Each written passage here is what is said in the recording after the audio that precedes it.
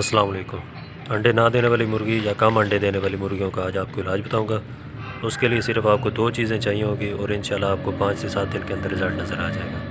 یہ میں 12 سے 14 مرغیوں کی خوراک تیار کرنے لگا ہوں۔ اس کے لیے آپ کو چاہیے 1 کلو آٹا اور 1 چمچ آپ ڈالیں گے چھوٹا اس میں اجوائن کا اور 1 چمچ ہلدی کا اس میں ڈالیں گے۔